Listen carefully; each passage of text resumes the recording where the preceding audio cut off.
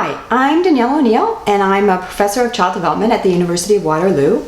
And today I want to tell you about the game Hiss from Gamewright.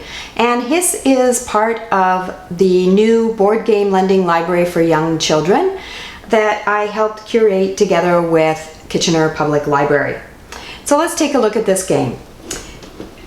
Its contents are very simple. There's just 50 cards, and on these cards are parts of snakes.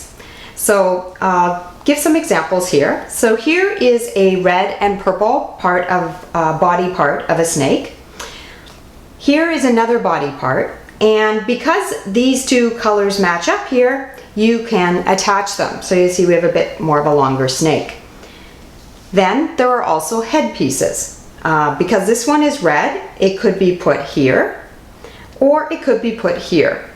And that can be challenging for kids for a little bit, to just work out exactly how to turn the card around to make sure that it fits onto the last bit exactly. So this snake is almost done. It's just missing a tail. And here is an example of a tail that would fit on this snake. And when you have all these parts, then you have a full snake.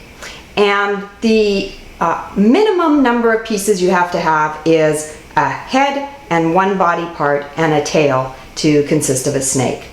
The one last card that's of interest is any part that has a rainbow color. This could be attached to any color on a snake. So when you start this game, the cards are all shuffled up and just placed in a big pile in the middle of the table. I won't shuffle them all here, but imagine that they are all shuffled there and you're choosing. The other key thing is that the snakes and the cards that you pick up don't belong to you. The snakes all stay in the middle and are kind of for everyone until someone finishes the snake. So for example, if I were to draw this card, and then the next player draws this card, these are two heads. So one snake can't have two heads, so you start another snake. Then you draw a body part.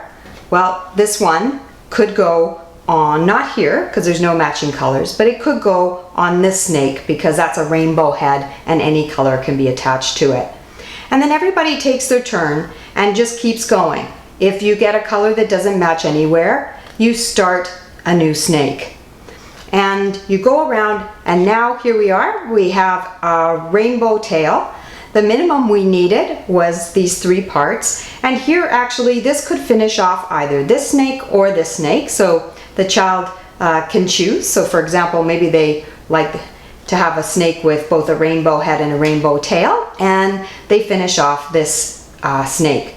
Now they can take that finished off snake, and now it belongs to them, and they can put it into their snake pit. And then the game just continues like this, pulling out pieces and creating snakes. And children get super excited when the snakes become really long, which they can be if you just keep getting body part after body part. And so here we can see we're getting a snake that's starting to be very long and very rainbow colored. And that's sort of the fun with the game, is you can also, if you happen to get a piece that might match here, so maybe we would get a red and yellow. Oh no, we couldn't do that because we have a head piece here. But if we got something with blue and yellow, then we could add this tail to it. But right now we're not getting that lucky here. So let's see if we keep going. Can we? Well, now we're able to finish off this snake, and whoever had that last piece can take this snake now into their snake pit. And once the game ends, all the cards have been used up and everyone has the snakes in their snake pit, then what you do is you count out how many cards you have in total for all the snakes you have in your snake pit. So for example, for me this would be 3, and for this person that got this really long snake, this would be 6 points. And that's how you play Hiss.